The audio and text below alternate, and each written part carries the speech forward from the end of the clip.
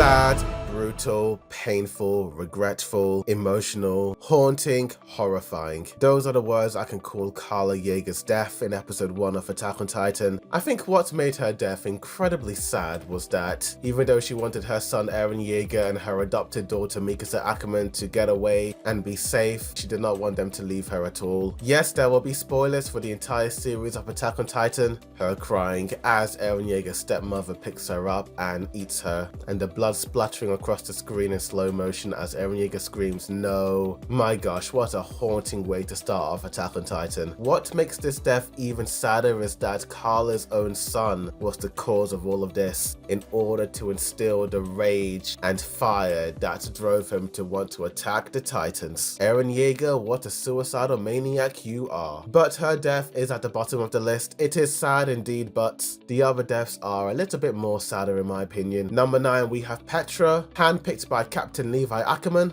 In my opinion, she was the heart and soul of that squad. The other guys were cool, but Petra, man, she was it. Feisty, fierce, but also loving as well. She really did make Eren Jerger feel at home in that squad. When everyone was fearful of Eren when he transformed, Petra was the only one in the squad who actively apologized, saying, "I'm sorry, Eren." The others were like, yeah, we were wrong, but they did not actually apologize. Her apologizing shows us how much heart and soul she has, and seeing the female Titan just take away that heart and soul made the entire death scene incredibly sad, especially after she went on and on about her wanting Eren to have faith in him. Her final moments of her screaming out in fear, terrible, man. Even Levi felt for her death. He went past everyone else in his squad, but Petra, he just couldn't leave her. At number 8, we have Marlo. This dude wanted to stand up against corruption, fight the bad guys and protect the good guys. He believed joining the Scouts would be the best thing for him, but his final moments, as Flock said, he must have been regretting it. Having a boulder just go through his head the way it did. Unbelievable, mate. Imagine knowing that you're going to die and not knowing what else to do. Ugh, so depressing, mate. At number 7, we have Buruto. What makes Buruto's death incredibly sad and tragic is that this dude grew up in a world where people hated him because he was the blood of the devil, a subject of Ymir. Reiner and Annie were possibly his only friends, but Annie being captured, he doesn't even know if she's alive or dead, and Reiner being on death's door at this moment. This dude is more or less alone in the world. He betrayed his new friends, the Scouts, did what he needed to do to fulfill the mission, but still acts like the victim even though he did all of this destruction and chaos, and he screams out to the people he hurt the most, hoping that those guys would help him, but no, they're not going to help you, mate, and they are just looking at him in absolute horror and hate because he betrayed them and killed a lot of people. Imagine living a whole life with people hating you and your final few memories are of people hating you.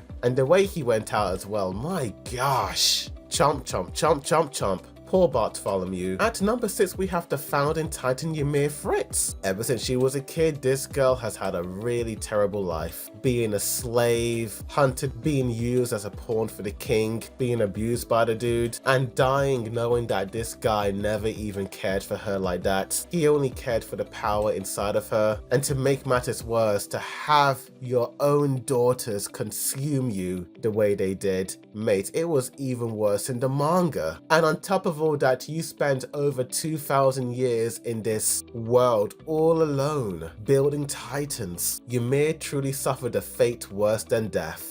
At number 5, we have Marco. This dude was the ray of hope. This dude was way too kind for this world. Even when I was watching the show, I was like, my gosh, this dude is so optimistic. He is so hopeful in this grim world. And he goes out in the worst way possible. You think no one knew what happened to him, but in fact, it was his own comrades who betrayed him. The fear, the hurt, the anger and betrayal that he felt towards Annie, Reiner and Butter was incredibly sad to watch, man. A part of me wished that we had not known what happened to him because his death was tragic. At number 4, Nanaba. When she and her squad go out to fight the Titans, they look so incredibly cool. Her character design was solid, her animation scenes were incredibly fluid. You would have thought that this character would become a main character later on, but no. The way the Titans just Control-Alt deleted her the way they did, and her screaming to her dad to stop hurting her. You can already see what type of traumatic childhood she had growing up. It was honestly really hard to watch seeing this entire scene. At number 3, we have McKay, the second strongest warrior next to Captain Levi Ackerman. You thought, oh my gosh, this dude is just going to slice and dice these Titans like Levi, but you quickly realized the reason why this dude is in fact number 2 and not number 1 like Levi Ackerman. This dude has always been so cold, stone-faced and really serious, but the Beastie Boy talking to him put so much fear into this man's heart, and the terror on his face, my gosh, that brave warrior was gone immediately. Man, what a way to start off season 2. It was incredibly vile watching that scene. When the scene first premiered, I remember closing my eyes because of how insane it was. At number 2, we have Ramsay and Halil. What makes their deaths incredibly sad is that they're children. They had no say in whether or not they agree or disagree with the state of the world's affairs. They were just these little kids born into this side of the world. And sadly, because they weren't born on Paradise Island, they had to go. Eren apologizing to him, saying he did nothing wrong and all that, but he has to still go. Just broke my heart watching that scene. Ramsay seeing Halil go out the way he did, being squished by the Colossal Titan's foot. Oh my gosh, dude. When I saw that in the manga, I was like, Eren Yeager has gone way too far. But you know, my number 1 pick is not like the other picks. My other picks were of people being Control-Alt-Deleted by the Titans. My number 1 pick is of Fay Jagger, this little innocent girl who just wanted to see blimps. That's it, they just wanted to see the blimps, do nothing else but see blimps. But because they were Eldians and broke the rules, they had to be punished. Grisha thought that getting 2 beatings was enough punishment, and you would actually think the Malayans would think that, yep,